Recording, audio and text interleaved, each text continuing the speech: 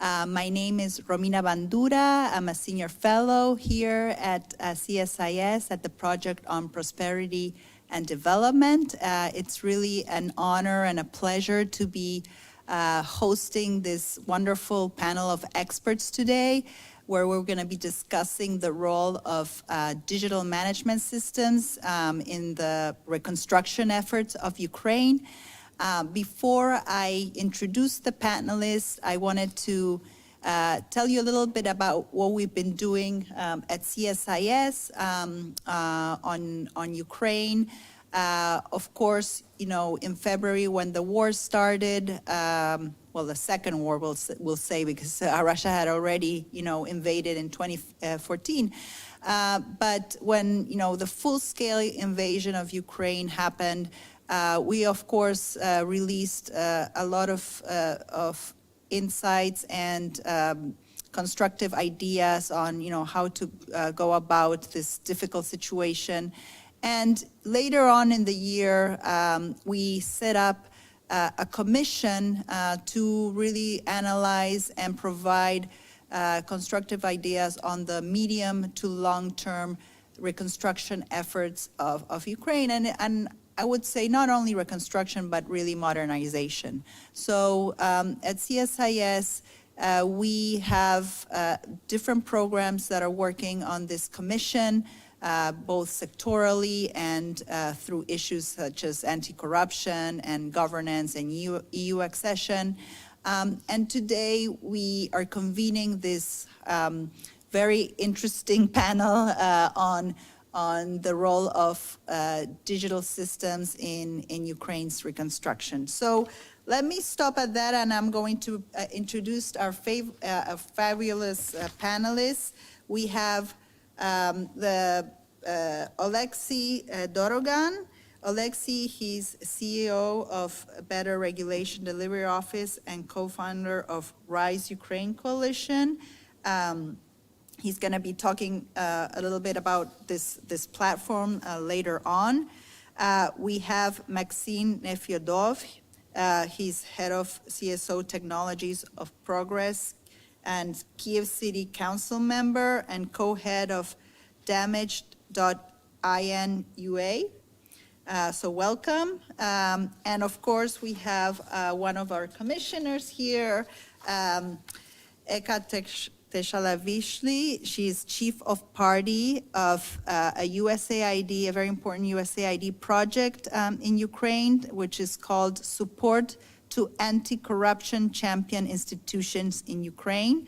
And she, of course, was a former Minister of Foreign Affairs of Georgia. So welcome, the three of you. I know we're going to be joined by the Deputy Minister of Infrastructure later on, so I'll introduce her later on. But let me, you know, before we begin on you know, the use of digital in the reconstruction process, can you talk about the immediate, you know, challenges that Ukraine is facing in this, you know, in the ICT sector and in digital transformation because of the war? Just, you know, if I can maybe start with you, Maxim, and then, you know, we'll go down the line.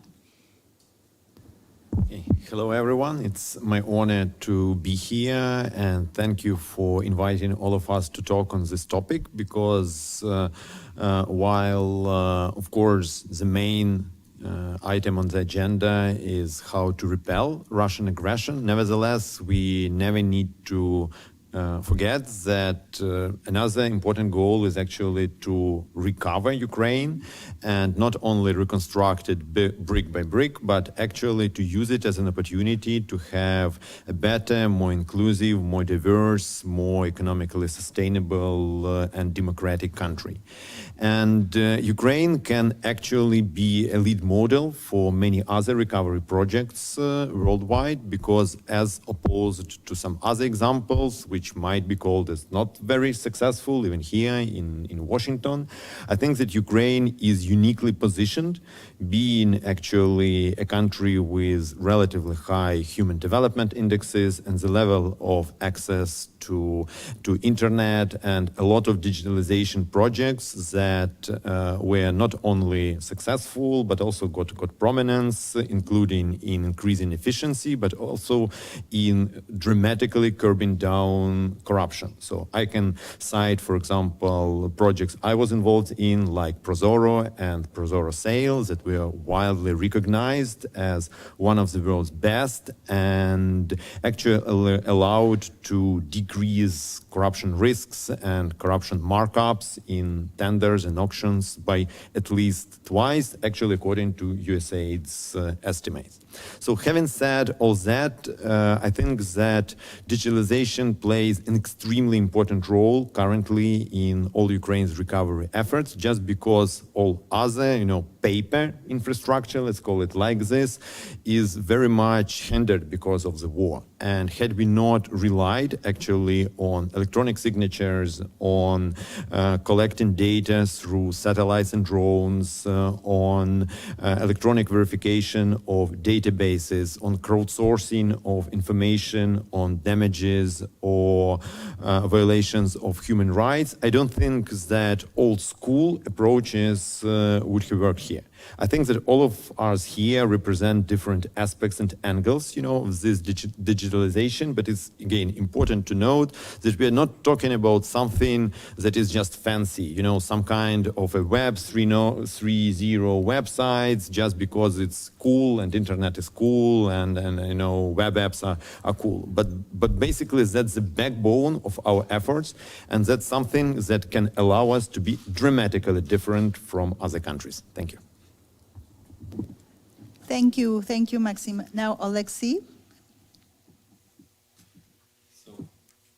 Thank you for having me. I think Max has laid great context about the potential for using digital transformation in the future. So we in Ukraine have been extremely nimble also with using digital tools to fight the war and to continue to be resilient. And there is great potential in using that also for reconstruction. And now, why is that, right? Let's maybe talk for a few minutes about why is that? Because reconstruction has to be large scale. Reconstruction will have a lot of stakeholders involved. Ukraine is a democratic state and society, and we will not be in a position where Ukraine reconstruction will be centrally planned by one organization or by one center and without stakeholder engagement. And basically, because of those two characteristics of Ukraine's reconstruction, there's just no other way of doing it without digital transformation, because you would not be able to engage stakeholders on such a scale in tens of thousands of projects, in hundreds of thousands of decision-making points in order to make sure that interests are balanced, that everything is transparent, and that we can actually manage this as a end-to-end process rather than just rely on somebody else just figuring out for us. And historical sorry to interrupt you. Yeah, can sure. you talk a little bit about your coalition RISE and who are the who takes part of this coalition and what you're doing, now to plan for reconstruction? Sure. So because of the magnitude of the challenge, we at Birdio and at dozens of other organizations, also in the government as well, there was a strong realization that there is no single organization that knows how to do this and can manage and just perform this, carry this out. So what it meant that there needs to be a wide effort, a coalition building effort in order to pool resources, to pool knowledge, skills, know-how, and figure this out together. Because let's face it, if you would ask anyone in this room, like, hey, just do this all yourself. This is such a huge challenge that you wouldn't be able to find a person or one organization to manage this. So this is why we have co-founded Rise Ukraine Coalition. This is a coalition of more than 40 Ukrainian and international organizations that work in policy making, policy analysis, civic activism, civic monitoring, anti-corruption, that had contributed to key Ukrainian digital transformation and anti-corruption reforms in the past, including Prozoro sales, but also DIA, Reconstruction, and others. There is a lot of members. You can look at the large list at Rise Ukraine website, but to name just a few, there is, apart from Birdo, Transparency International, Open Contracting Partnership, Open Government, the Anti-Corruption Headquarters, Institute for Legislative Ideas, the Ukrainian School for Political Studies, and others. Wonderful. I'll now turn to Your Excellency, Deputy Minister Alexandra Azarkina. She is Deputy Minister of Infrastructure of Ukraine. Welcome. We were just kicking off the conversation about, the importance of not only the digital sector as an economic sector in Ukraine, but, digital transcends all other sectors. And my first question to the panelists was, what are some of the challenges that, this sector is undergoing, and how can, digital be used in the reconstruction effort? So welcome, and thank you for making time from your busy schedule to be here. Thank you very much for having us. Can you just press your button? Thank you very much for having us, and I'm very sorry being late. I'll start with a personal story. Okay. I came to infrastructure sphere 3 years ago, even nearly 4 now. It was a project financed by World Bank, and it was establishment of 10 automatized weigh-in-motion systems to track overloaded trucks. That was a huge problem, because unfortunately the reason that our roads were so bad was not only because of the lack of financing, but also of overloaded trucks coming with the grain all over the country. And then I joined the road agency, and my first question was, okay, we have huge, ambitious plans, and how are we gonna prioritize our projects? Do we have passports of the roads? Let's check. What are the priorities? Traffic management. We'll really understand what's, the routes will give the better results for the economic. And the answer was, we don't have passports. We don't really have the proper list of the roads.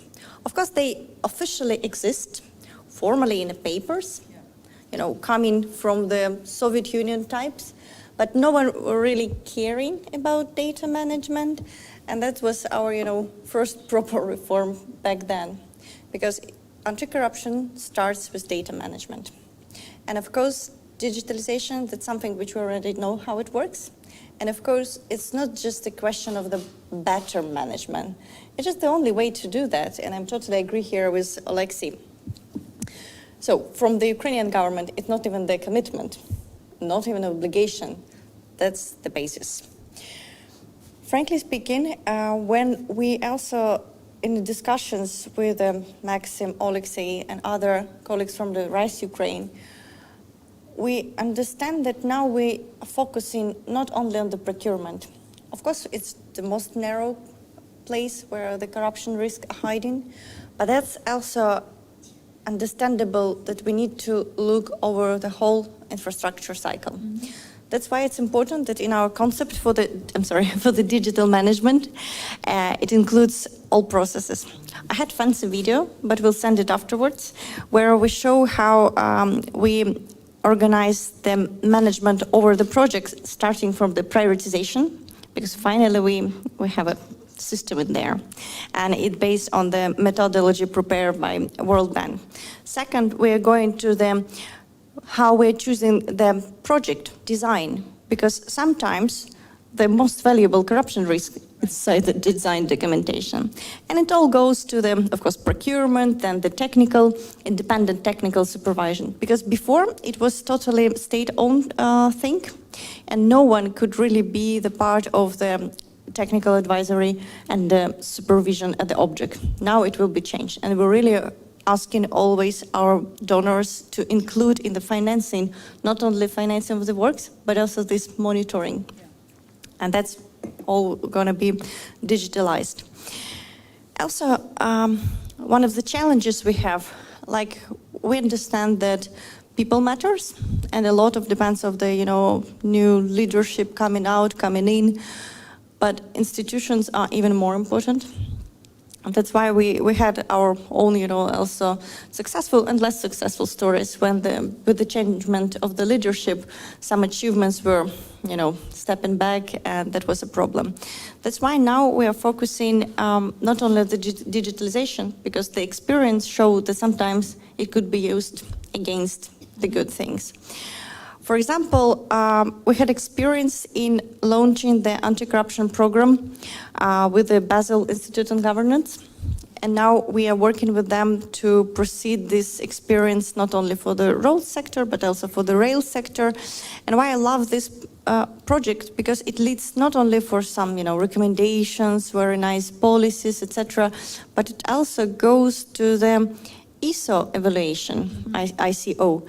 And that's something which you need to renew, and you need to come back, and you need to really follow to be not only respectful by partners, citizens, but also by investors. Because first, this program were born when the huge European Investment Bank and European Bank for Reconstruction and Development was launched just before the full-scale invasion. The amount of the project was $1 billion, and there were conditionality for this anti-corruption program and for the procurement program, which is based on the UK Institute CPIS, which is also about institutions. Because you can receive the certificate that you pass it, but you will need to renew to make sure that your employees coming through the systems again. So that's the additional thing which need to be together with the digitalization. We find this, procurement system in ICO, and I think we will follow this again because anyway, it will lost. And one small word regarding the conditionality. I loved that these two reforms were embedded inside the credit agreement. I understand that now when we are planning the reconstruction, our team, most of all, is working with international financial institutions, and we have discussions about conditionality.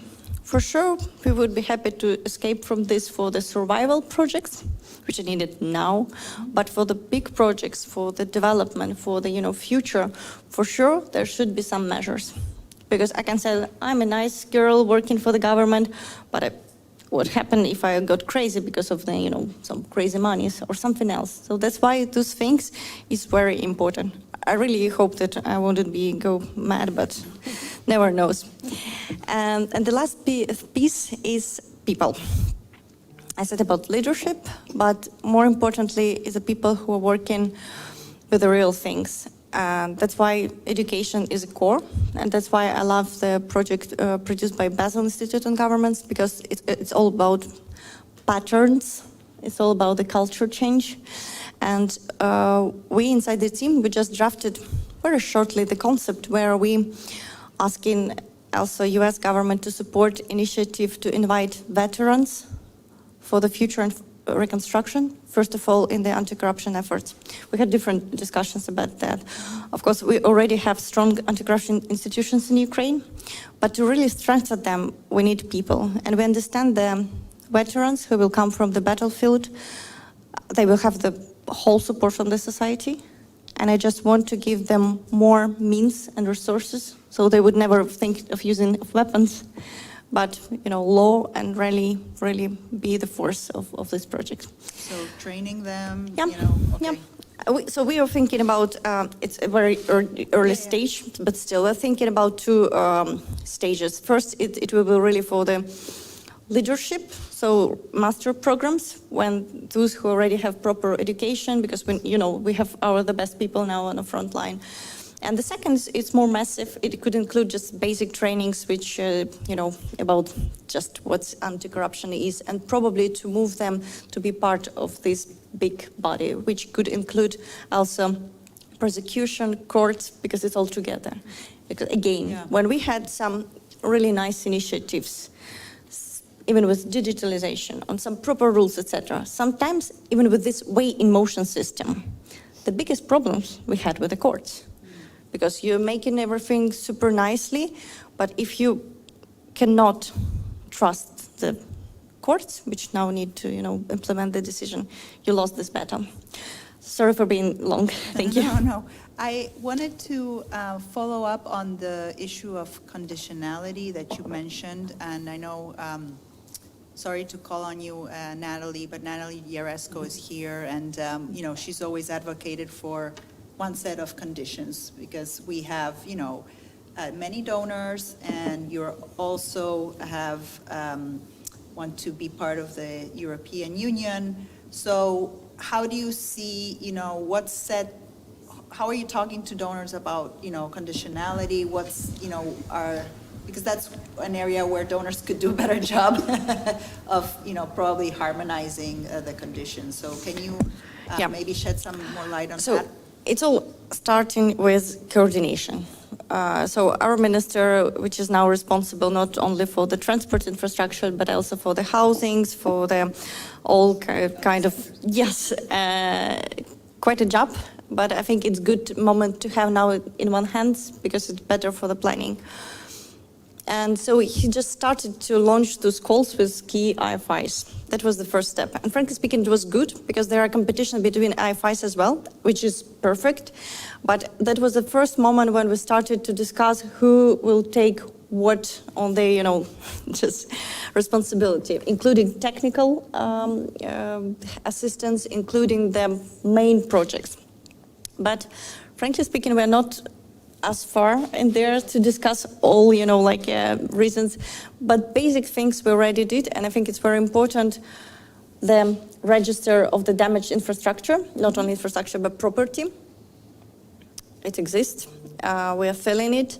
Now, one of the biggest problems for us will be to make the hromadas to be able to fill the information in there, because information about all damages there is officially submitted. The job what Max and the team is doing is great. It helps also to planning and everything, but it's not enough when we are dealing with the courts and with the future also reparations, etc. So I need some signature over the data that something was really damaged. And I'm quite happy that it exists. And they can do that through an app, right? Not map now, just browser. Okay. But so this project is also financed by TAPAS, Fund Eurasia. Again, we are already filling it. It's not open, not yet. There are discussions about that. Now it's mostly about the security reasons, but for sure we will find what, kind of the information will be available. For sure the anonymized information need to be available, but we'll find the balance here. But basically, that's important that it's official information, and it all will be in one place.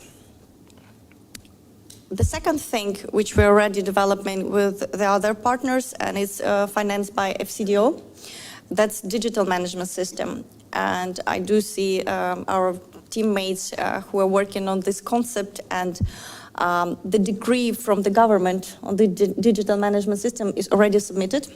Hooray. And we do hope to show first results in the March. Okay. And this thing, it's a tool over the register, because that's exactly the thing where a donor will have the access to whole portfolio, when they will see the progress, including the financing, including the progress of the works, when they have the opportunity really to control the process as well. And that's the first step, just really basic managerial things. And for reforms, we are totally together in understanding of the anti-corruption scope of reforms, of the procurement, and a lot of things need to be, implemented as soon as possible. At some point, very easily the discussions we have that from one point we want to use all IFI's procedures. From the other hand, we understand that the market in Ukraine is quite specific now, so we will need to work together on the requirement to make sure that, you know, the players will come. Because for sure, it's not so easy to have active open market when the war is still going on. So there's a lot of if inside the future conditionality, but for sure that's something which will be inevitable. Thank you, Your Excellency. Eka, now I'll turn to you. Can you talk a little bit about how, you know, USAID and your project is supporting, you know, this digital management system and the efforts to, you know, be more transparent and use digital in terms of reconstruction efforts? So, sure, thank you. I'll have a bit of a step back maybe before going into what we do now, because I think for those who are here and then those who watch this panel discussion, and especially those who are not well versed perhaps in developments in Ukraine, it's very important to underscore what Ukraine represents for a number of years now. Ukraine really came a long way when it comes to the development and modernization and transformation, I would say, when it comes to the period that started after the Revolution of Dignity back then in 2014-15.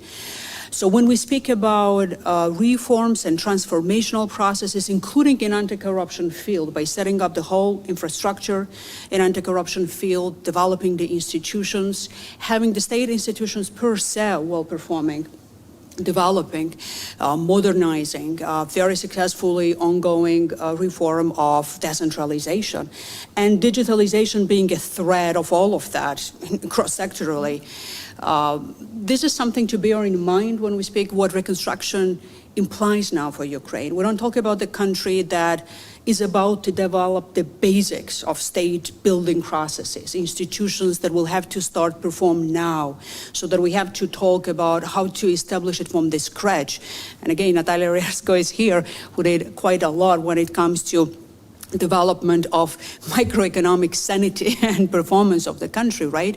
But this was a lot of work that was performed by all stakeholders in Ukraine, state institutions, civil society. It was an extremely inclusive process. Yes, back and forth at some point, there were setbacks as well, but it was a steady progress. And even in anti-corruption field, that is frequently is a matter of criticism when those who don't know Ukraine that much talk about Ukraine. Ukraine has been one of the few countries that has a steady progress for the past 10 years without interruption, basically. All of the Ukrainians would have wanted to do it even more, to do it quicker, but it's an undeniable fact that this is what happened. So that's why when we talk about reconstruction and rebuilding and recovery of Ukraine, the benchmark is very high for two reasons. One is the sheer scale of brutal impact of Russia's invasion, and then the scale of destruction physically. But then the second is that this is not the momentum again to just the rebuild, brick by brick that be, or just an infrastructure, but having that moment as a leapfrogging moment for further development for Ukraine when it comes to modernization, building back better, and I don't use it within the meaning of the internal political terminology in the US, but what it means by building conceptually better, and having in mind that now Ukraine is firmly anchored with the EU membership as well. And that's a factor just to bear in mind as well, because it's not just the geopolitical trajectory as an aspiration from Ukraine, but then it's already an anchor that is driving Ukraine in its own way as well. We would hope sooner than later when it comes to the full membership. And then when it comes to us, implementing partners of USAID in Ukraine, we had the privilege of being with our partners every step of the way, from the very beginning, in every sector that no one can name when it comes to transformation of Ukraine, back then and now as well, when it comes to the most critical times that Ukraine is facing. So it's every field that one can name when it comes to anti-corruption, in energy, agriculture, digitalization, education, healthcare system. the scale of U.S. Government support and USAID support in this case was immense and remains to be immense. And then we can say with pride now that U.S. remains one of the, if not the biggest donor right now when it comes to support that Ukraine receives in these very critical times in Ukraine. Now, what it means for us when we speak about what needs to be done when it comes to that leapfrogging moment and development further of Ukraine within that environment of reconstruction. To me, I mean, I'm a person, again, when it comes to the personal story that comes from Georgia, and then we've experienced Russian invasion back then in 2008. The scale of destruction was by all means not commensurate to anything that we see now in Ukraine, but we had that shocking moment, obviously, when we had to come back as a state, as an economy. And I think that this is still the strategically overarching goal for Ukraine, not just to rebuild, but bring back conditions for sustainable economic growth. So that when we speak about what needs to be done in terms of generating back confidence of consumers, lenders, investors as well, not just political partners or the civil society partners and networks that are, again, standing shoulder to shoulder with Ukraine, but for private actors as well, to create that environment that sends that powerful message that Ukraine is back and then the conditions for economic growth are coming back. And in this regard, further progress in anti-corruption obviously is one of the pivotal elements of that, and digitalization remains to be one of the cross-sectoral overarching theme that generates the trust because it's easily accessible, when it comes to the openness of information. It makes oversight and monitoring of the processes possible. But beyond that, when it comes to everyday life as well, it makes it possible to manage it. And then you all mentioned that. It's not a luxury. It's not something as a fancy word or concept, but it's the basic tool and concept for management of those processes to be even plausible. And I think that what defines the digitalization process in Ukraine quite well is that it was not only about transparency, however it was not only about integrity or oversight, but it was about transformation of the whole business process of management per se, decision-making processes. And as much as that continues to be the case, that's where partnership of all different projects from USAID side as well come together. I mean, Sasha mentioned TAPAS, that is now dealing with digitalization processes directly. We come in as an anti-corruption project by streamlining anti-corruption elements and methodology, and then business process related decision-making processes being intertwined into the way how digital tools are being developed. But then us as well being the ones who are funding the digital tools developments as well, because it's for quite some time in Ukraine, it has been recognized that digitalization is part how you do anti-corruption as well. It's not only, but it's an integral element in 21st century to do that. And I'll just close with the human element of the equation as well. Us thinking, planning, and delivering on that in terms of capacity development and preparation, even before war ends, it's critical. And then some might think as well that it's too early for us even to speak about the reconstruction. But believe me, for the country, for me as well as a Georgian, understanding how much it takes to bounce back in terms of the confidence for the economic growth and then building back the trust in the country. Images matter, preparations matter, and projection that Ukraine is not alone in this fight, and it's a common fight, and inevitability of Ukraine being supported in this effort is guaranteed. This is a very powerful and needed message that needs to be sent now. So that's why we're vigorously working already now in setting the groundwork for those systems to emerge, and then for the capacity development actions to be part of our everyday life already now. We already have some master's programs, by the way, with Kyiv-Mohyla University, anti-corruption center, that being developed already now for certificate programs in infrastructure project management, specifically geared towards the mitigation of corruption risks and then management capacities that Ukrainian workforce needs to have. And by the way, veterans will be the one of the categories that will have the stipends for working and then being part of those programs as well. In other words, it's a country of not only incredible courage and commitment that we all see now. I mean, some of us saw it already way back, but then now the whole wide world sees that. But when it comes to creativity and ingenuity, this is the, like a promised land for those who would want to experiment, really, and then build something that they might not have any other locations to do when it comes to creative new projects. So that's an invitation and offer from our side to look into this case, to be part of the development of these processes. And then from our side, we'll try not only our best, but then we'll try to make sure that the conditions, again, for private actors to be part of that development is something that they could be confident about in the future. Eka, yeah, you mentioned the, help Ukraine is receiving from the U.S., but from the government side, but also, there's a lot of American companies, Sure.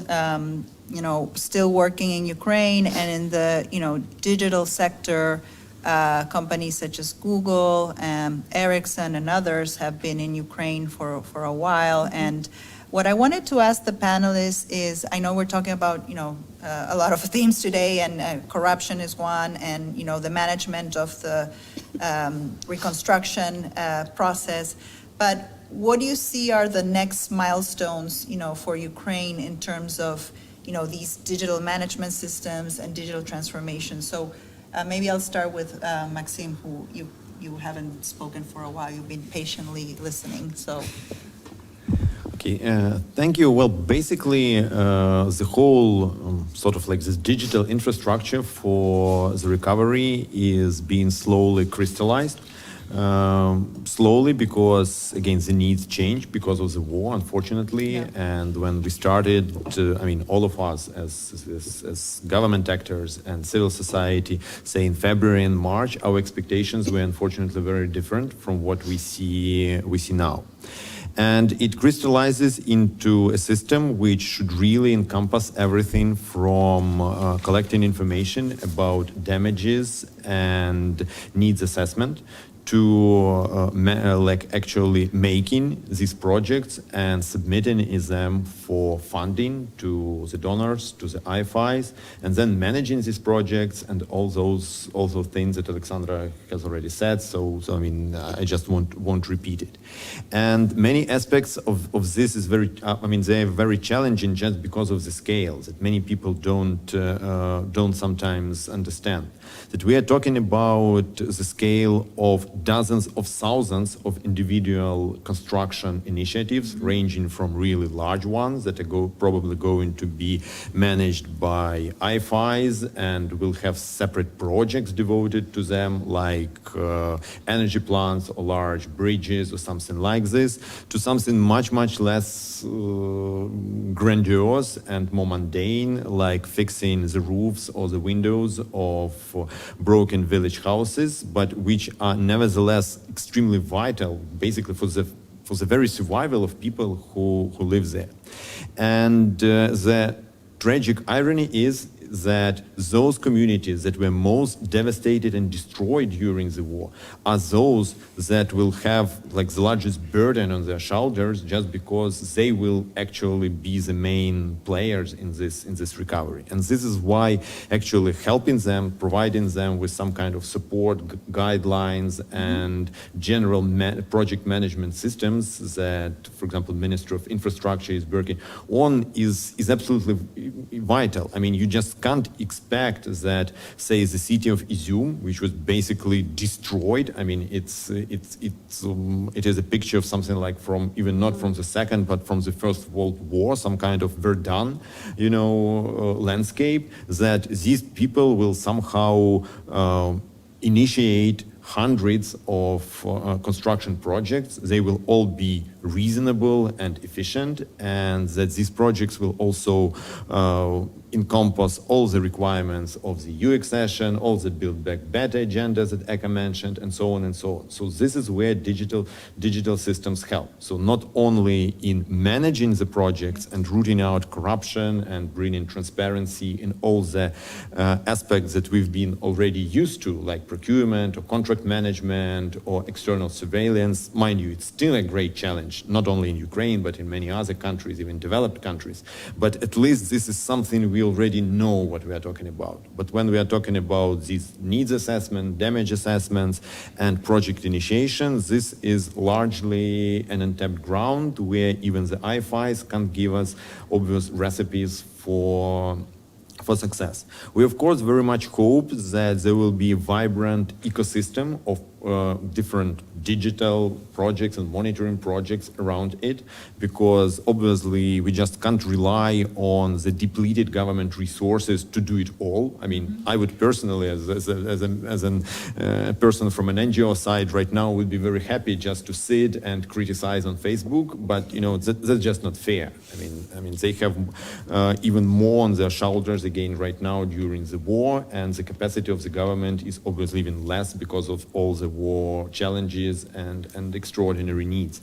So there should be some kind of ecosystem around it which helps the government, which monitors what is going on, which whistleblows in case something is going wrong, and which actually provides constructive input, and not only this usual anti-corruption criticism and you know, just anger and so on and so on. And then there is a huge component of civil engagement, because that's also something you shouldn't forget about. This is not, you know, the computer game of Sims or Civilization, where you just have a vacant territory and you start building marvelous hotels and hospitals and schools or whatever there. I mean, there are people living there, and these people should have a say, and these people should also have a voice in what they actually need and want and how they shape it. They should be real stakeholders and owners of this reconstruction, because otherwise it will fail regardless of whatever fancy external systems we have. So all of this needs to be combined together. There is a lot of challenges, unheard of challenges in data integration, for example. Alexandra has already mentioned this issue, for example, of filling in the register, where, for example, where NGOs can come to help. So, for example, we are making a project on drone and satellite surveillance, where we try to map all these damages and to provide external verification to what is happening. And we can find errors, honest errors, or just, some kind of potential fraud. And we can also speed up the process, because our goal is that not only we collect data for the sake of data and transparency for the sake of transparency, because that's a cool word, but basically when we obviously see that there is, say, data report filed in by local authorities, it is undersigned by the ministry, and then there is like an obvious visual confirmation of these damages, then theoretically we see that the risk of this specific data entry is very low, and for example it can immediately proceed to compensations. And where, for example, you know, the pictures of the reports, they don't align, well then there should be some other verification needs. So such type of this digital infrastructure actually helps. And I just want to add, because I see that you still want to ask, our key goal of this, you know, eventual goal, why are we doing this? Like, it took Iraq 29 years to repay damages to Kuwait. While, of course, you know, Kuwait is tiny in comparison to the territory of Ukraine. Our goal is to speed it up dramatically, so that based on better IT systems and better data management, we could do it not in 29 years, but, well, in 3 maybe. That's very interesting. Good. But can you talk a little bit about the human capital behind, you know, digitalization? Because I know Ukraine has a very important, labor force, programmers, et cetera. How has the war impacted? I know that a lot of, and you can educate me and the audience, but I know a lot of the, human capital has gone to, Poland, and so are you finding hard to, fill some of these, needs in terms of the digital management system and others, or, Look, they can work, obviously they can work from other countries, but, IT engineers are always scarce. I think that any startup in the valley is going to tell you the same. I mean, regardless of their situation. And we're very lucky that actually Ukrainians showed extraordinary resilience as a nation and extraordinary desire to help the country, to volunteer for the country, to work, for free or at very diminished rates. Many IT companies contribute. So, well, this is a challenge. And I don't think you'll find anyone in the world doing a massive IT project that will tell you that, people are not a problem, it's easy always to hire them. But still, I'm much more concerned about the human capital of all those destroyed communities. Because right now, it's one thing. And again, mind you, it is a challenge to build all these fancy systems we've been talking about. Yeah. Please do not take it for granted, that just they miraculously pop up. But it's a much bigger problem when you go, 2 layers down and you actually are talking to the mayors or the village heads of these destroyed communities. Please remember, Russia is attacking Ukraine daily. Millions of people are sitting without basic amenities, without electricity, without water supply, without internet, and trying to get information out of them, trying to get them involved, and trying to get input which is vitally needed. I mean, you can't expect, for example, Alexandra and her team just miraculously to build a project of a hospital and then, teleport it to somewhere like Izum or Davidov Brod or all those, destroyed settlements. You need input from them, including, geological input, social, and so on and so on. And this is a challenge, and I'm actually very happy that this question was already raised, including the education of veterans and them returning to these places. But this is something that please remember about. IT engineers can work remotely, and we work with them, but on the lower level, that's something that all the donors should take into the account. Mm-hmm. Very short comment. Yes. So $1.3 billion taxes were paid from IT industry to Ukrainian budget despite the war. That means, yes, they're quite good. Of course, power outreach making our work a bit more difficult, but, we're adapting. Starlink, generator, keep working. Thanks. Very short comment maybe on that as well. I think what helped a lot Ukraine in these very critical times was that that center of gravity in terms of digitalization was already there when it comes to not only concept, policy, decision-making processes, but operational infrastructure, both from the government side, and at the helm of that is the Ministry of the Digital Transformation, but in all of the other institutions and in the civil society as well, right? So what happened during the war, we've seen in 2 directions that incredible impact of connectivity and networking that already took place some time ago. One, even for the military effort, we see that wars have waged very much digitally as well in modern times. Russia is bringing back the 19th century, but then the 21st century is with us as well. And in this case, how even the companies with drones and then Bayraktars, for example, the role that they've played in the military effort, that's one. And then how much that digital community has helped to be part of that effort. But then when it comes to the rest, I just remember when the challenge of the physical destruction of data emerged. And by the time, we just need to remember that Ukraine was largely digitalized already with the data in public institutions. Mm-hmm. That opportunity emerged of transmitting all the data into the cloud system. And then that cooperation between private and public sector, including American companies, large American companies, was very important at the time. So we've helped our partners to upload the data, but then the space was provided for that to be uploaded in a very efficient way so that the data would have been preserved, and even if physically all the servers would have been destroyed and something would happen, data would never vanish.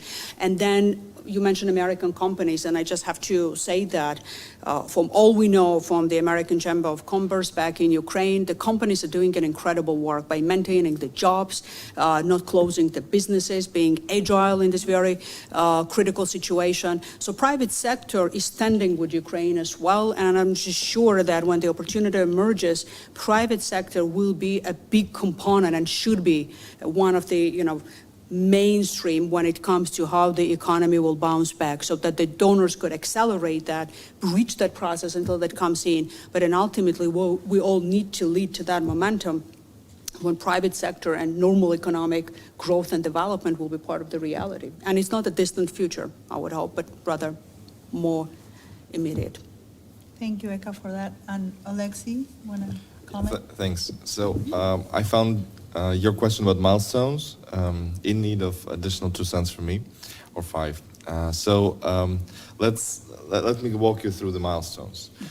So 10 years from now, digital reconstruction management system will have been mainstreamed into Ukrainian public infrastructure management.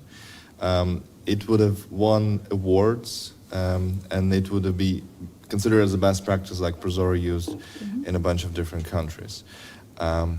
Now, more short-term milestones, right? A year from now... Do you see it exporting it to other countries? Sure. Probably would be open source, as Prozoro, for instance. But yeah.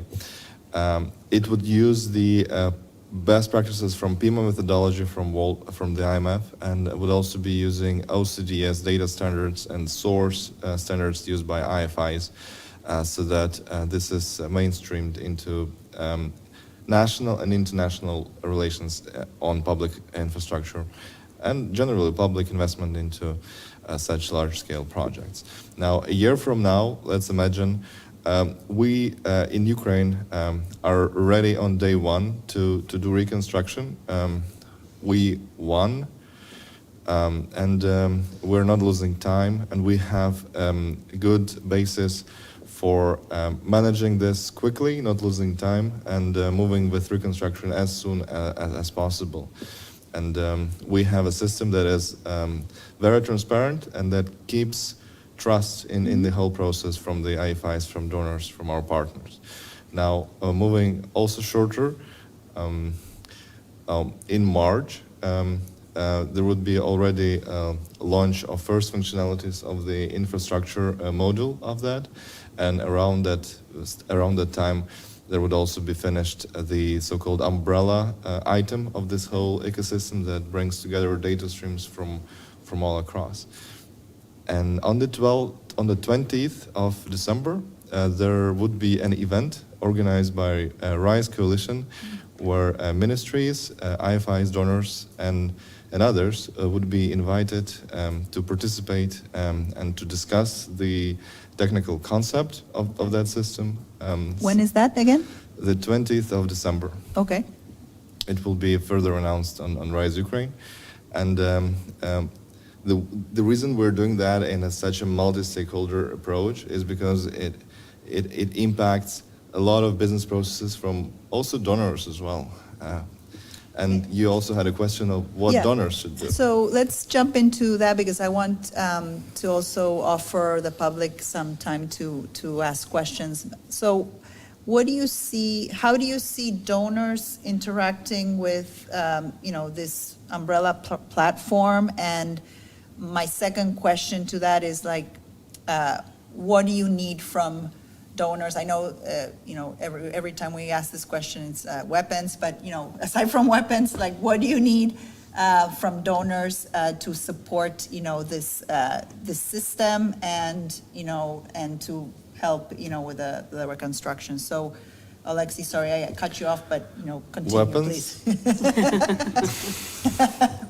I know you need weapons, but... Generators and heaters, but yeah, also in terms of digital management and reconstruction. So we want real engagement because we don't want to build a system for the government or for the donors. We want to build the system together, because it is just not feasible or imaginable that projects for reconstructions would be packaged in 20 different processes, in 20 different formats for 20 different funding sources. So there has to be one process and one set of expectations that will be put at the heart of this ecosystem we're building, and for all projects, for all funding sources to travel end to end. So who are the 5 main, donors that will be working on this? And it's your personal, opinion, of course, not, the Ukraine's government or anything. But who would be your, wish list of donors? So, Ukraine government is one of them. I would put them in top 5 for sure, because we understand that there will be funding some projects as well, and it doesn't make sense to build 2 systems. Apart from Ukraine government, it would be, of course, US and EU, and then IFIs, key IFIs such as World Bank, EIB, BRD, and then other governments, other mechanisms that are active in the Ukraine reconstruction. I'll probably comment here shortly. Yes. So what we're trying to build, we do like the World Bank Trust Fund. First of all, because of the procedures. They shared with us instructions how the trust fund is working. It's incredible. They already did that several times and quite successfully. We understand that they might be not as fast as we would like to, but they're one of the fastest. And again, when they are already established, understandable for all partners, procedures and instruments, we just need to use this instrument. But we understand not all countries would like to use World Bank Trust Fund. That's why here comes the coordination and data sharing process. So, for example, together with the World Bank, EIB, EBRD, we are now developing the concept for the project management unit, Okay. which actually should be a well-paid expert group helping the government, first of all, our ministry, because we're grounded, let's say, to work on this portfolio as investment portfolio, first of all, to manage processes, because all of those digital tools in the end will need some brains and creativity as well. And we would like to have someone from outside to be the leading person in this process. Of course, with reaching the most decentralized communities, etc., for sure. But at least we need to have those experts to work together. But, for example, Estonia, they already financing the reconstruction and even new construction of the children gardens, different bridges. Mm-hmm. It should be in the digital system. They don't need trust fund instruments. That's just not applicable to the way how they're managing the things. But they need to be in one system. Right. So that's just the basic answer how we see that. Okay. Thank you. Yeah, and I may Max? add a much more short-term perspective to that, as Alexei started. So this is all about the funds that are going to actually fuel the reconstruction and recovery itself. But when we are talking about the digital systems that we are building, we are extremely grateful for the support that we already receive from different donors, and the US being one of the obviously most prominent among them. US, UK, EU, EBRD, private foundations. I mean, we're very thankful for to all of them, and even those that were not mentioned. I don't want it just to create, a praise list here. But if there is one thing that we can kindly ask is to maybe speed up disbursements a little bit, because many donor projects still work under the pre-war, procedures, and while prudent, this again, unfortunately, may be not very applicable to crisis response that we are talking about. Because the good thing about all these digital systems we are talking about, and now I'm stepping back in my shoes as an investment banker long ago, they have an extremely high return on investment. Look, they are cheap. This is nothing about, hundreds and millions or billions everyone is so afraid of. We're talking sometimes about hundreds of thousands. But the problem is you need them relatively fast. You can't have them, next year or in 2024, because the system needs to be built and then filled in with data. People need to be trained to use it and so on. So speed sometimes is an essence, and I think that combining all of this, we can actually do great things. And as I started, an hour ago, Ukraine can actually be a model for transparent and efficient recovery.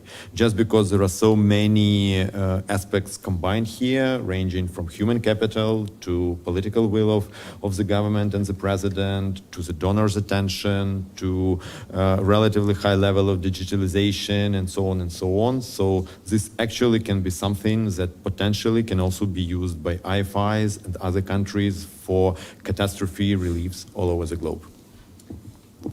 Ekai, did you Yeah, want to just- comment? just Yeah, that on the very- donor?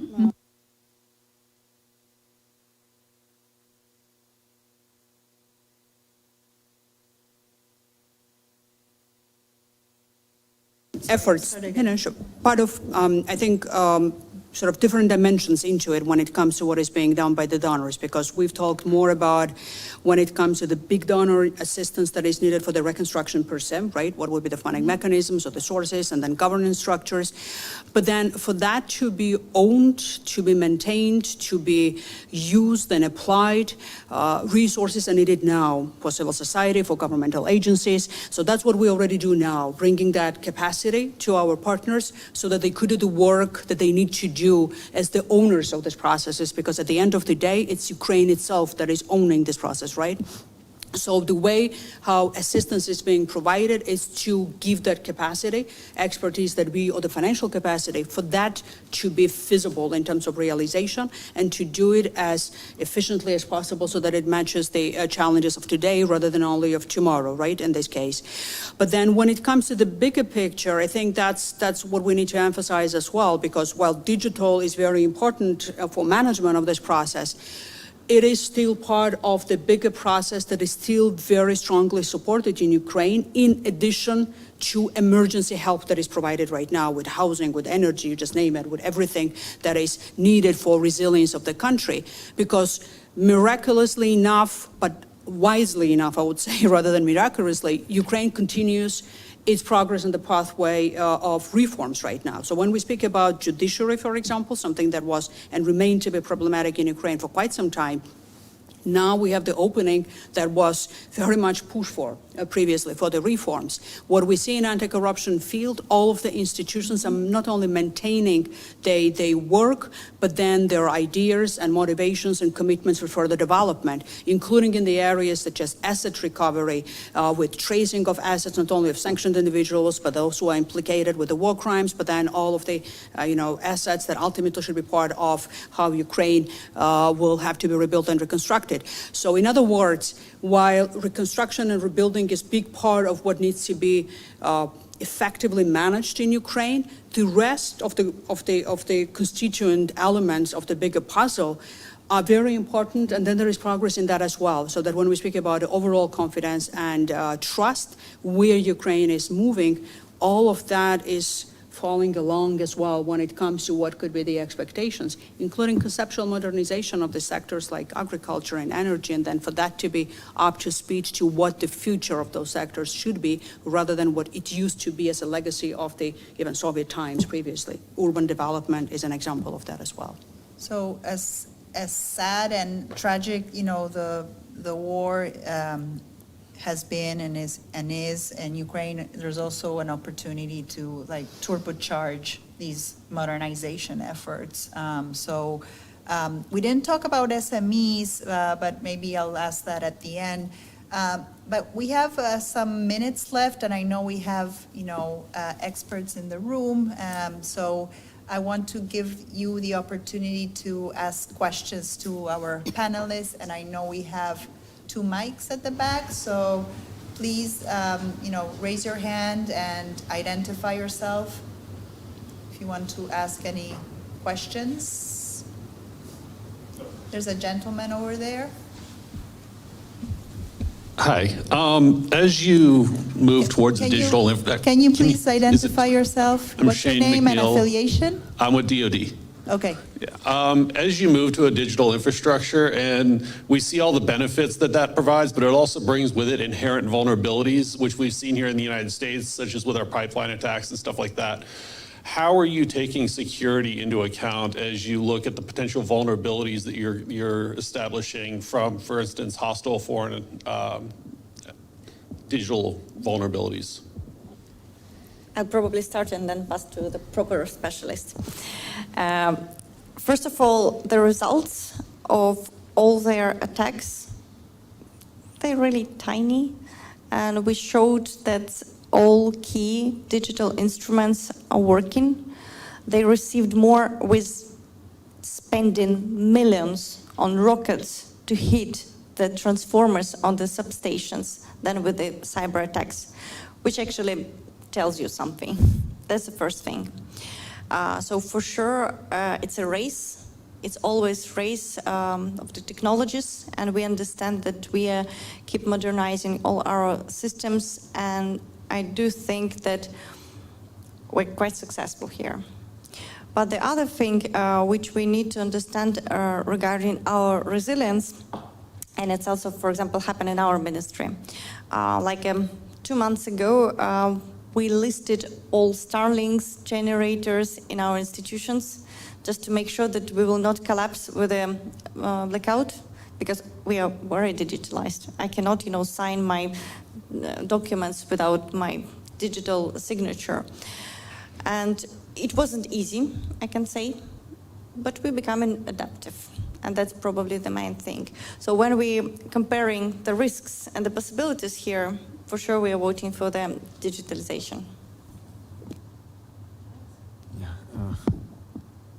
Okay, so I'll try to give, two aspects of an answer here. So first, the very obvious thing. So the government did the right thing, allowing government organizations to keep data outside of the country, distributed at foreign servers, and a lot of the digital infrastructure we're talking about is not time sensitive, so it doesn't require, this 99.99% uptime. And we are usually talking about open data, so that there is very limited sense to hack it, because it's anyway open and so on. So all this taken into design of the systems can dramatically decrease the obvious vulnerabilities. But the other aspect of the answer is probably even more important, because people usually don't underestimate substantially the risk of not having all this digitalized.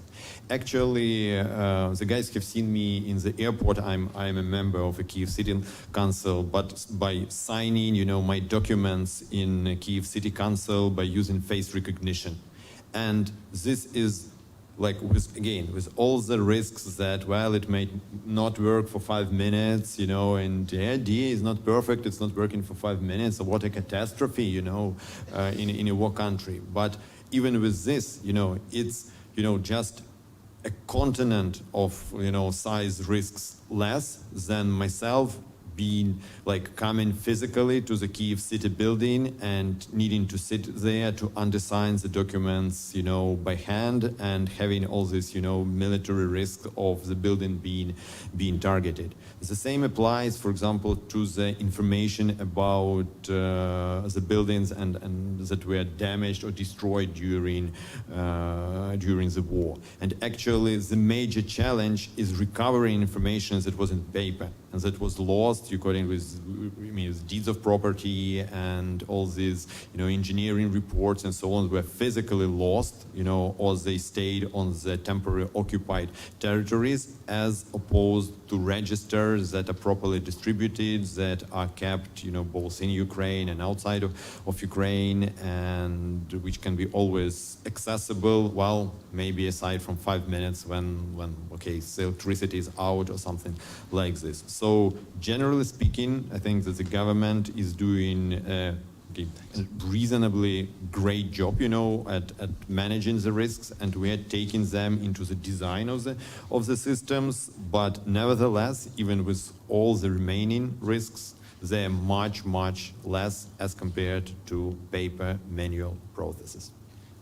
Just to add very briefly as well, that cybersecurity is one of the areas where U.S. government helped extensively Ukrainian counterparts as well, specifically the agency that is tasked to deal with the cybersecurity in the country, agency that had to reform significantly and then to deal with basically licensing cybersecurity certificates to all of the database management system or any digital tools that have been developed by the government. And then I have to say that Ukraine is the country who has the most extensive asset declaration system and anti-corruption field, for example, party financing registry. Now we are in the process of finalizing and building the biggest sort of whistleblowing portal in the country.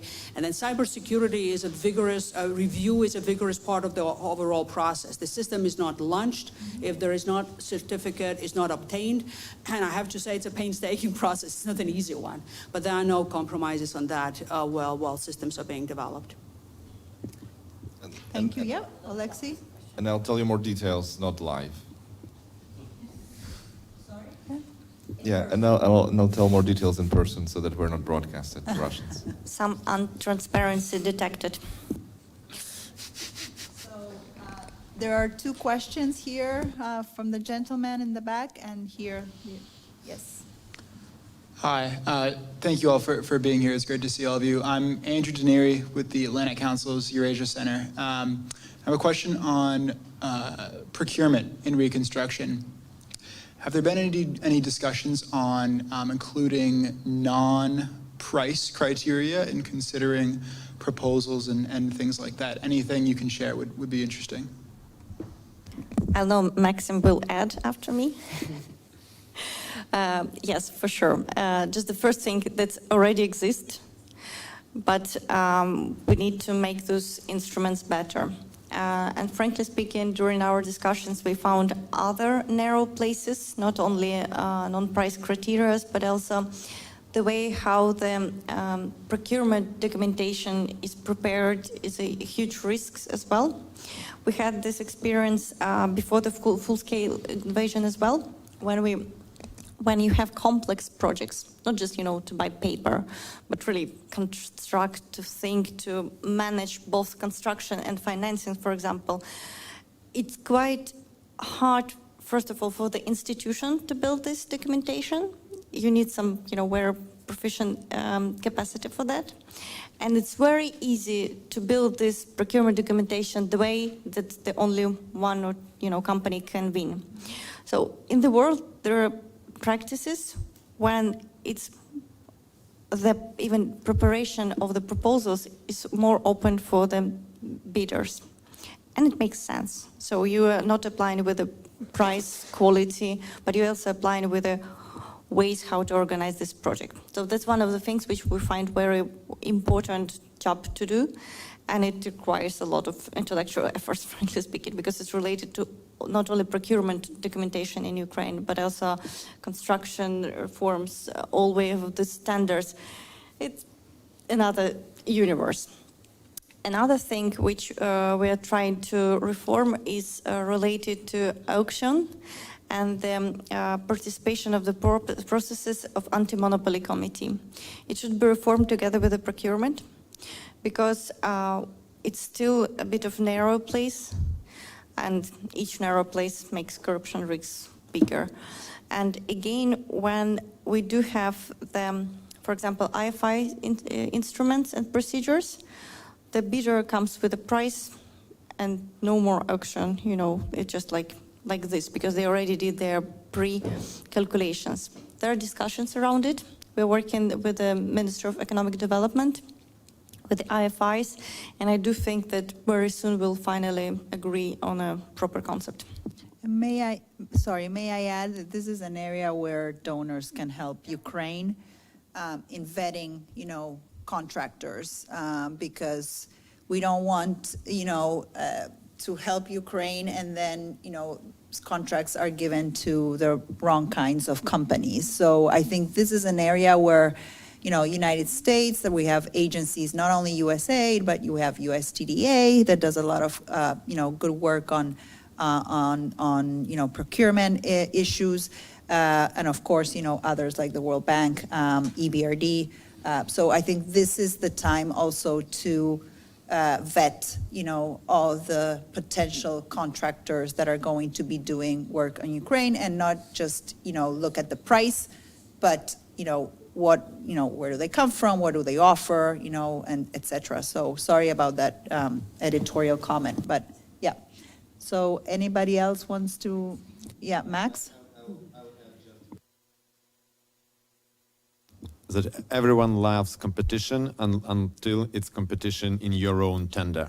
So this is going to be a challenge for Ukraine, but luckily we have time because for the first couple years of recovery, a much more pressing issue will be finding anyone to do the job, especially in those regions that were most heavily damaged. So yes, this will be a very tricky and sometimes brutally honest discussion, including with the IFIs regarding their procurement practices and what can be best used in Ukraine. Thank you. I think another side of the coin is, we spoke about the procurements, but then it was already briefly mentioned auctions as well, because privatization will be part of the reconstruction and rebuilding process. The legacy from the Soviet times is an extensive number of the state-owned enterprises at the central level or communal level. It just doesn't make sense, the scale of state-owned enterprises in terms of the numbers, sheer numbers of that even. So how to deal with this process, so that Oleksiy is here from Prozoro Sales. I mean, we spoke about Prozoro procurement, but Prozoro Sales has been a very big component of this whole discourse and ecosystem of Prozoro in this sense. It would be extremely important to devise this process in the way that the digital is a big portion of that, if not all, but then the process itself is managed in the way that we don't see emergence of new vested interests, that be a consolidation of economic powers, so the reform of anti-monopoly committee and more to that as well will be important to see that momentum that Ukraine has now of substantially decreased leverage of vested interests that Ukraine previously had. It's nowhere there. It's almost non-existent, I would say even non-existent as of now, to see where Ukraine goes from here and then into the future, and how rejuvenation or modernization of economy, shedding off that post-Soviet past with the state of enterprises happens in the way that actually boosts economic development without creating even a danger, as a substantial danger of emergence of the vested interest or even more so oligarchic sort of powerhouses. And for that to happen, except in addition to how the process will be managed, will be extremely important to maintain accountability system. And with that, all the anti-corruption bodies to do investigation, prosecution, because we have to be honest, there are no perfect cases in any country, so that if there will be mishandling or if something goes wrong, there needs to be assurance that the system will handle it with proper, independent and strong anti-corruption bodies that will hold all of those accountable, that will try to abuse and misuse resources in the time when the country will be coming back and then will be bouncing back. So I guess that's part of the bigger picture in that as well. I know that we have one more question here. Yes, thank you. It's rather a comment. My watch just told me to stand up and move a little for 1 minute. So digital technologies help us every day and will help us to make Ukrainian reconstruction an exemplary. But I want to first of all acknowledge a great cooperation between Ukrainian government and civil society that we now have. We do have a lot of challenges, I have to admit, but since April, I believe, we are in very close cooperation as Rise Ukraine Coalition with Ministry of Infrastructure, Ministry of Communities, which is now one ministry, National Agency on Corruption Prevention, Ministry of Economy, Accounting Chamber, and many other governmental institutions. And how we're now developing digital reconstruction management system is actually replicating the path of Prozoro that was developed under Max's leadership, or Open Budget that was developed under Natalia's leadership. Basically, close cooperation between government and civil society to introduce introduce an open ecosystem that will help to bring multiple initiatives, civic tech, civil society, businesses, and create a lot of opportunities for everyone to participate in this comprehensive and challenging exercise. So thank you. I hope that this cooperation will deepen with time and will continue after our victory and during the reconstruction. Second point, I want to say that we're not just developing a digital reconstruction management system as a tool. I really believe that we are developing a new role model of open government and open contracting for the rest of the world. And by this exercise, we want to help to increase trust of Ukrainian citizens, but also to increase trust of the rest of the world to governments, right? And we hope that this will inspire other country to follow the path, not just of digital reconstruction or digital construction management system, but of engagement, of how government cooperate with citizens. If Ukraine can do it during the war, why other nations can do it? And we hope that our example of reconstruction will motivate that. And the tool we are developing actually will give an opportunity to every taxpayer. So, for example, US will contribute a lot to Ukrainian reconstruction. And we heard a lot of allegation that, for example, US military support is corrupted in Ukraine and weapons end up somewhere we don't know where. With the reconstruction fund, every US dollar, euro, pound, and Ukrainian hryvnia will be traced through a digital solution. So if you're sitting in DC or in London or, I don't know, in Denmark, you will be able to open a system and answer a question, how actually my money as US taxpayers are spent in Ukraine to be sure that it's spent efficiently. And if not, let's make Ukrainian reconstruction monitoring not just an exercise of Ukrainian civil society and government, but a joint exercise for everyone to train how actually we have to work with open government and open contracting. Thank you. On the military side of the equation, I think Russians have the misfortune of tracing very well where the weapons are ending up when it comes to the impact. So in that sense as well, obviously, everything is being done to ensure that all the assistance that Ukraine gets is used for making country resilient, obviously, and defend its independence and freedom in this case, and all of the malign influences that Russia is trying to somehow promote as if, put under the question mark of, what help to Ukraine means, and then what is an impact of that is very, very well refuted by very credible sources, analysis, and reviews in this case. And as you mentioned, the same will be done with the rebuilding and reconstruction on the civilian front, obviously. We have a few minutes left, so I want to give a chance to the panelists to say some last parting thoughts on, where do you see, what's your vision for, Ukraine in terms of, not only the digital front, but in the next, 5 years? So just very, sorry, I know it's a big question, but just, your parting thoughts. We started with, talking about what donors, what you would want donors to do, but this last comment was very appropriate. I would say what Ukraine can do for others and donors. So it's the other way around. So I'm very inspired by the panel and by that last comment. So I'll start with Your Excellency, the Minister, and then go from there.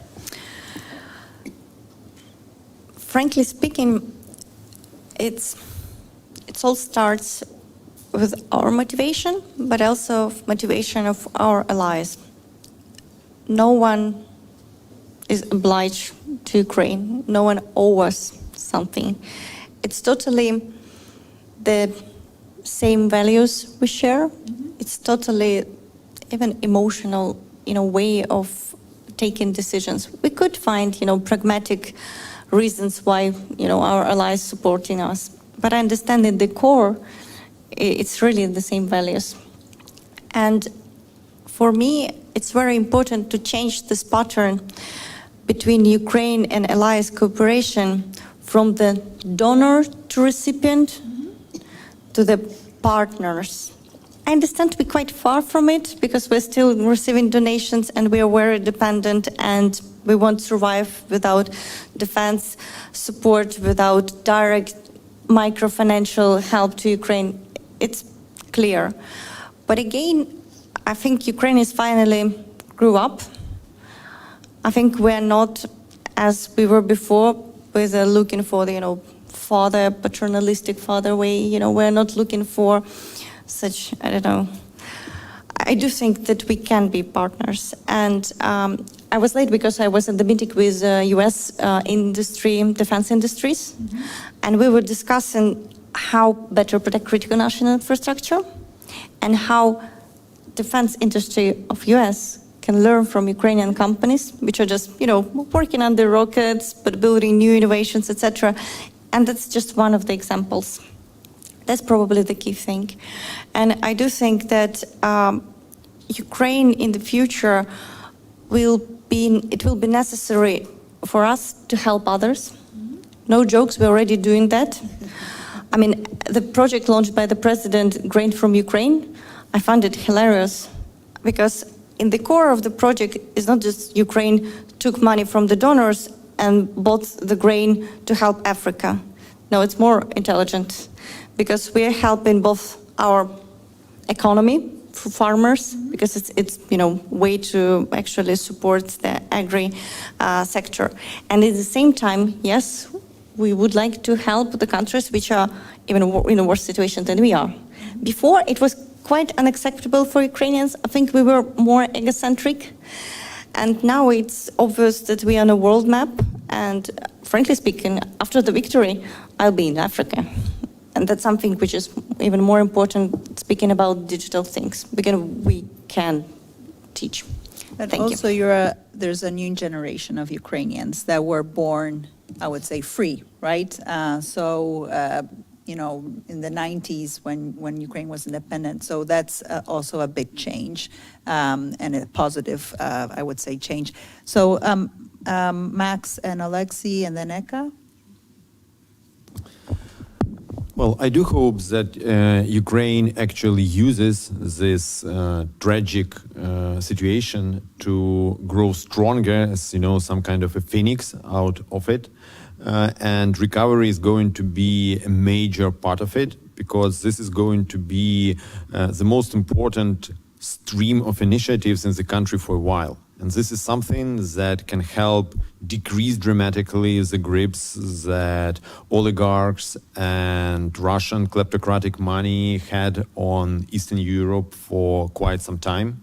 And I'm specifically telling not only Ukraine, but unfortunately many other countries as well. And it can be used to make Ukraine more inclusive and more democratic and more resilient. And we didn't have much time to talk about SMEs, but this is actually where we can use this opportunity for, even in procurement that was mentioned, or in project design, to use Ukrainian labor, to use Ukrainian producers, to use small companies to benefit from it. We can use it as an opportunity to get rid of these old images of Soviet cities that were basically factories of producing like faceless humans who had to work on like gigantic Soviet plants producing, I don't know what, weapons or whatever, but actually move to a more developed economy, and really, as Alexander said, become an asset to the world, not some kind of a country which people think it's good to help just because it's tragic occurrence, but something that makes the world stronger. And I think that one of the, again, it's difficult to find good things in the war, but one of the things that many people around the globe discover is that Ukrainians actually can do a lot. In many items, ranging from military tactics and innovative use of Western equipment to production and IT technology and agriculture and digital products that can be exported and many, many other things. So this is my vision for the country, and this is what I do hope that, including each of us at this panel, can, add a little building block towards reaching. Thank you. Thank you, Max. Alexei? Yeah, it's very difficult difficult at this point to add anything, but I just wanted to remind everyone that Russia is threatening rule-based international order, and this is not just about Ukraine and Russia. This is about what kind of a world do we live in, and whether nations can decide their own fate, and what behavior gets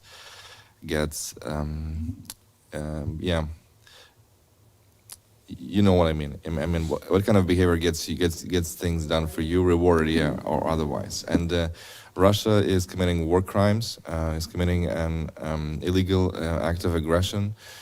This has not been the first time, and last times Russia has been rewarded time and time again.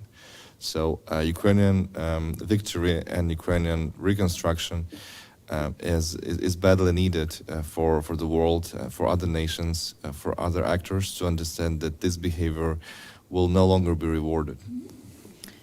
Becca, I think final words? I'll just build up on that.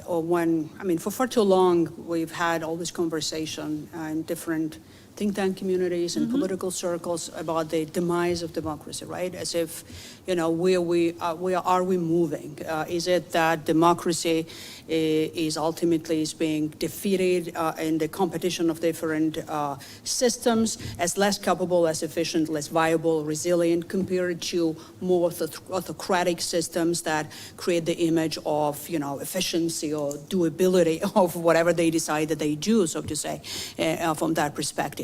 And then now we see that there is this momentum that Ukraine created, that even in this big battle of David and Goliath, so to say, and then for what was deemed to be the second largest and more capable army in the world with all the money in the world, we see that democracy, in a genuine sense of what democracy means, is much stronger, because it generates the inner commitment and resilience of people that believe in it. And this is a boost of self-confidence that I guess we all needed in different parts of what we call the free world. And something that is more even a driving force for all the help that Ukraine gets now, rather than just the perception of tragedy, because unfortunately, we've seen many tragedies around the globe. I mean, just to name Syria, for God's sake, right? When it comes, it's a recent one. But something changed in terms of approach and attitude, because enough is enough became more of a reality. And in this case, it's not only the sense of tragedy, but then it's a momentum that generates that belief and confidence that we actually are stronger if we rejuvenate, reinvigorate, and then make the new social pact with democracy as us citizens in this case. And then let's look around Iran now. I mean, incredible. Nobody would have thought that would have been possible in Iran, but it's boosting up. So I guess my main message as a takeaway for those who watch us as well in a bigger audience is that Ukraine is a flagship of that belief and confidence now. And then the way Ukraine can emerge, not only victorious, but then as a shining example of what democracy could deliver, and democracies together to put effort together for that to happen, is not only the biggest deterrence in the world for the misfortunes in the future that are always lingering as a challenge, but that boost of self-confidence that we can actually do it together. And I wanted to thank CSIS at the end as well to put this event together, but not only for that. I'm fortunate enough to be part of the commission myself. I know how much effort CSIS is putting in this direction, and then to bring private sector as well into the equation in the way, so that we do have a complete package, so to say, of thinking and analysis, and then work that we will be doing together. So thank you for that, and then for your leadership in Thank this. you, Eka, and that your words on democracy were very inspiring. And I want to thank all of you and the people watching online for attending the event. And please join me in a round of applause for our speakers. Thank you. And you have a chance to interact if you want to ask questions, but the meeting is closed. Yeah.